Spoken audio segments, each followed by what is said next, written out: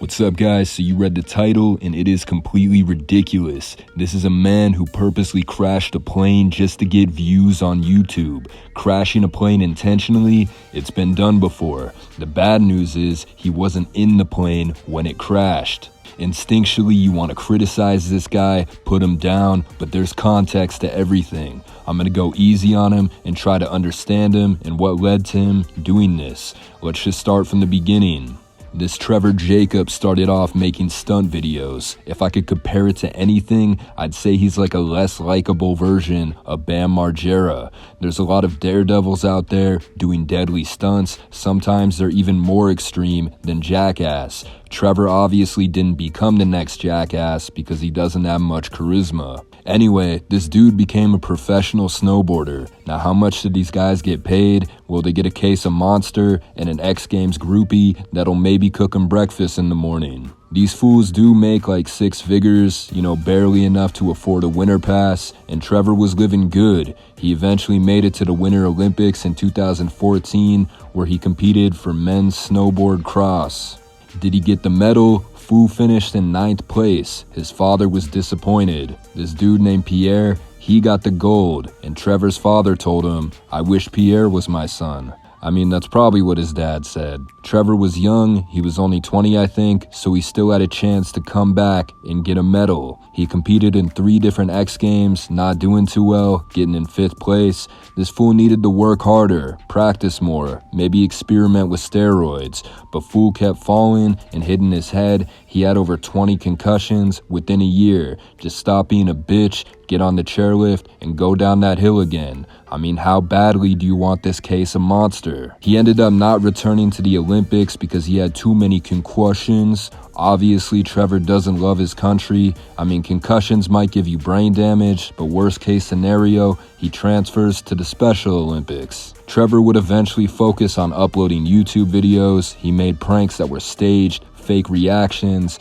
and then he became a pilot and he owned a Taylorcraft BL-65. And I don't know much about airplanes, but these things cost around 25-50 grand if they work. The ones that are listed are in that price range. His videos were okay, but nothing ever went super viral. But this dude is a massive clout chaser. He wanted more, so Trevor would mastermind a plan to make the ultimate viral video.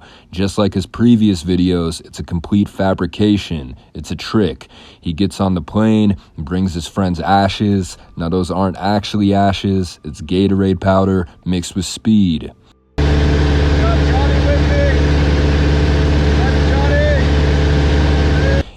You gotta mention that you have a dead friend so people feel sorry for you. Anyway, Trevor gets really high into the air. He pretends that his plane is breaking down, and usually when this happens, you radio someone for help, turn the engine on and off, look for a flat place to land. He doesn't do any of that and just jumps out the plane.